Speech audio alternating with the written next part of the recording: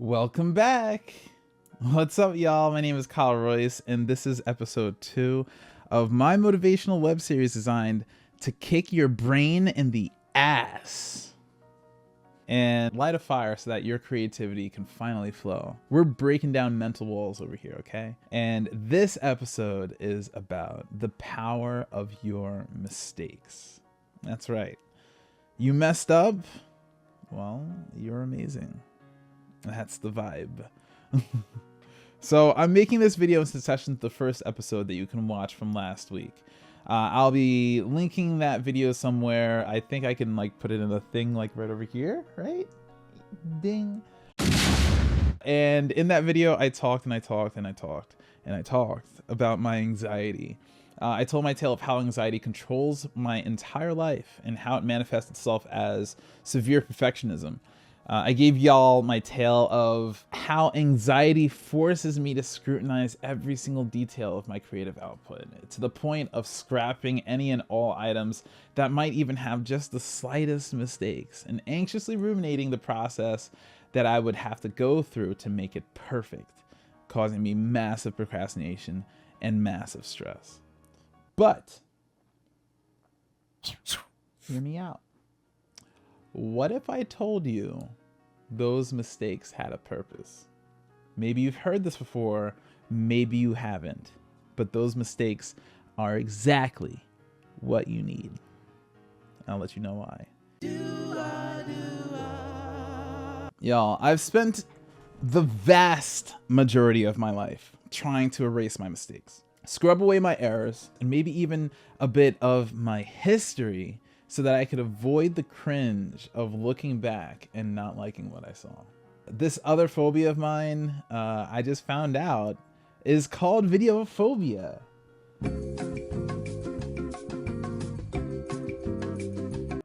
And it's most definitely attached to my perfectionism. It's kind of crazy. I used to be 100% scared as hell of watching myself back whenever I performed or whenever I was on camera, period. It didn't matter. It literally did not matter what other people thought of the performance. All that mattered was when I would watch it back, I would only see the imperfections of the things I needed to be better at.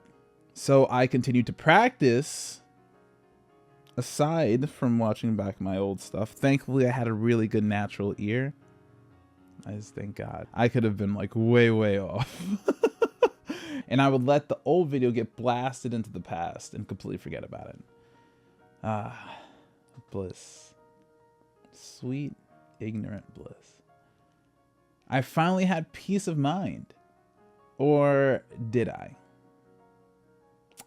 I felt like I was getting better. True. In fact, I actually really did get better. But I could have even gotten better and quicker if I had the mindset of which I have now. But regardless, if I didn't watch myself back, if I was scared of those mistakes, how would I ever measure that growth? That's the question. How can you quantify where you began to where you are now? There's no comparison if you're not looking back. Without looking at what I've already done, how do I create benchmarks for success? How do I show others my improvement? Especially if the performance was already well received. Let me just let you guys know, okay? Like, and this isn't like coming from some sort of self-serving, pompous, self-righteous, vain point of view. I'm just literally giving you my experience, okay? I've gotten amazing reviews from just about everyone that I performed for and talked to in a serious way. I can't think of a single time when someone other than family that ever said it needs a little work or you need to keep on practicing. In fact, it's always been the complete opposite. Most times people see a grand future on stage for me, whether I believe it or not. And don't you think that they want to see that I too cherish that memory of that performance? Isn't it kind of messed up in a certain way that I want to lock that performance up in a cage, never to see the light of day?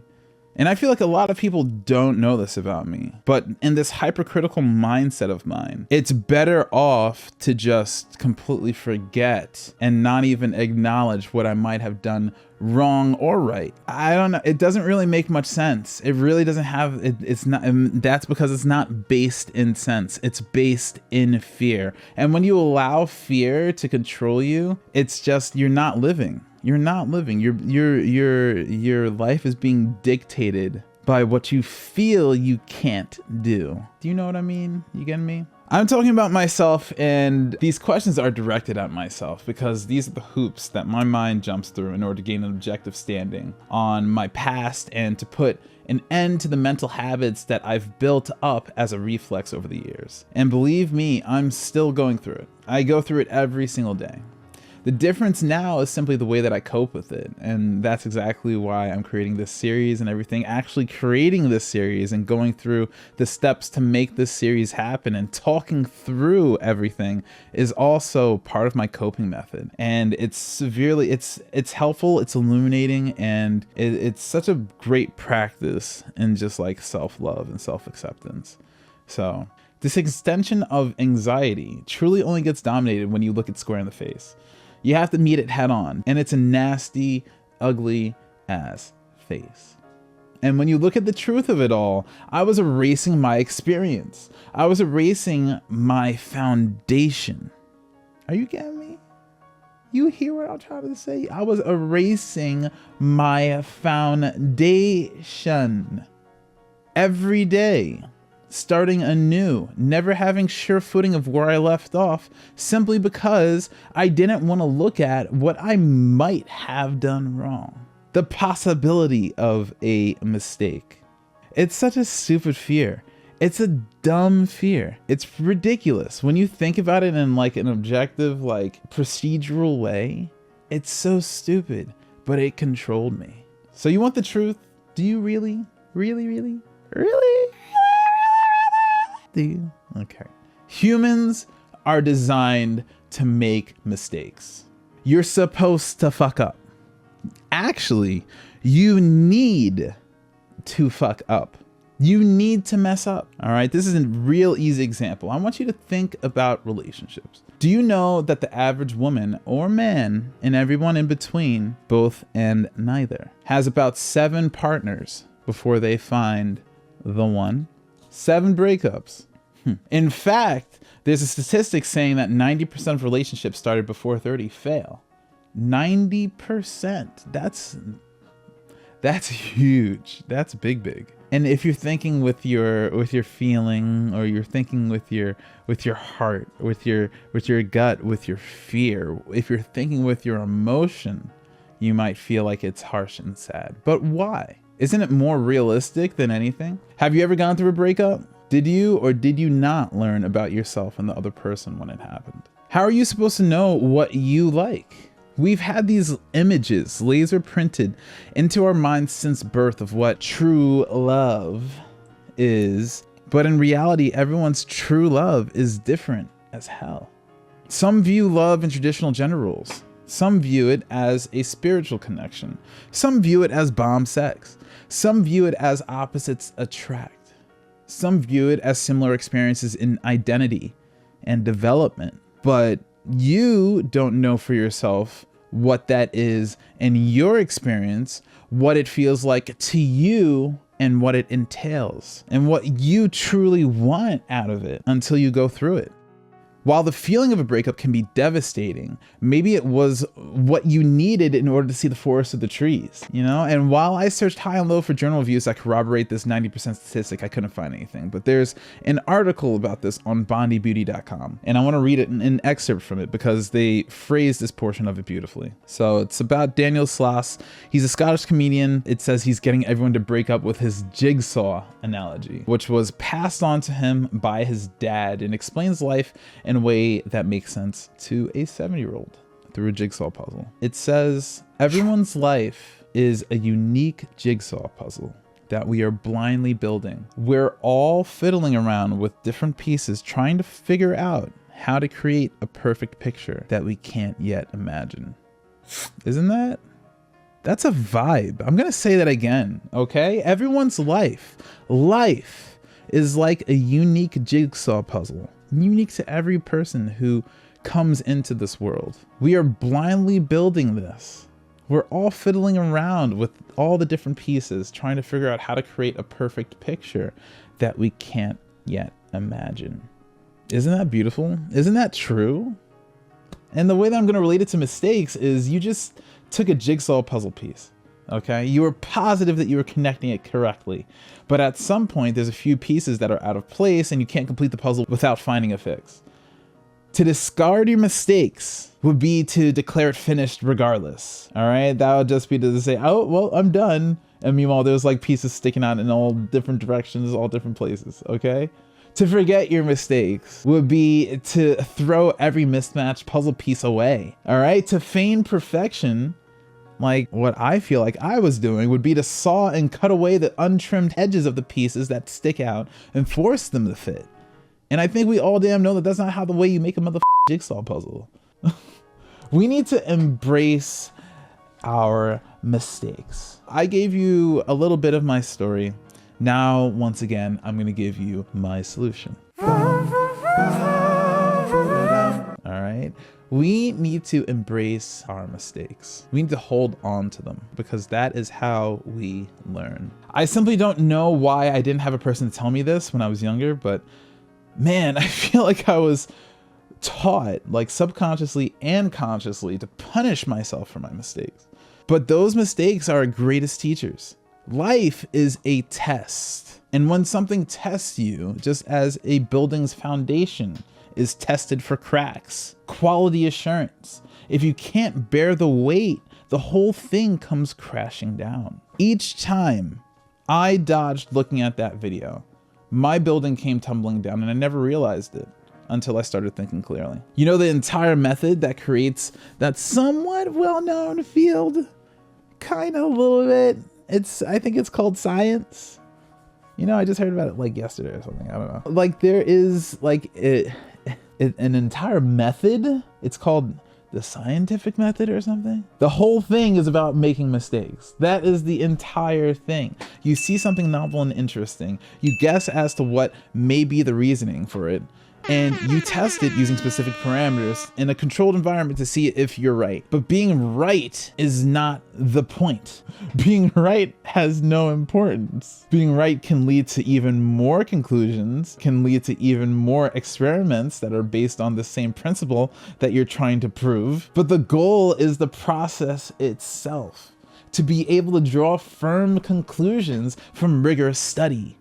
Rigorous study. Sort of like how I had a hypothesis that I looked or sounded bad in myriad ways. I drew my hypothesis, but I never drew my conclusions. You're getting me. You're getting me. I know you're feeling it. You're feeling it. Fix that shit. There's so much power in our mistakes. They help us to build our road of success. One Lola timeout later. They help us to build our road of success. There are varying degrees of mistakes, and some are worse than others. But believe me when I tell you, there are very few mistakes that you can't come back from, that you can't ever recover from. Like my idea of a mistake was literally singing off key, singing out of pitch, sounding like, you know, my form or my technique is bad.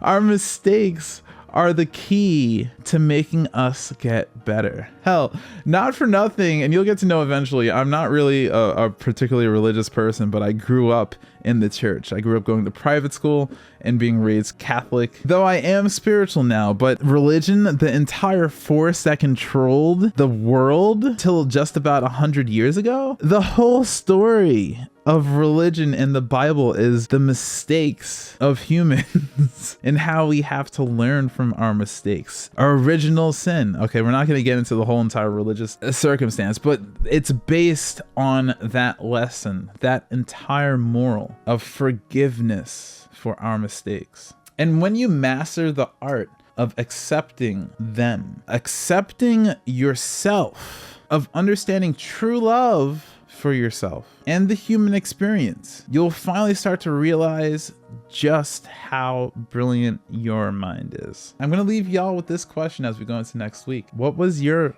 greatest mistake? What did you learn? All right, type your answers in the comments and I'll be highlighting one in a future episode. Last week I got some beautiful comments. No one answered the question, so if you want to answer that question, you can still go into last week's episode on anxiety, and I left a little thing to think about. We'll be highlighting more answers in the coming episodes, but I want you guys to really understand that mistakes literally created the world that we're in today.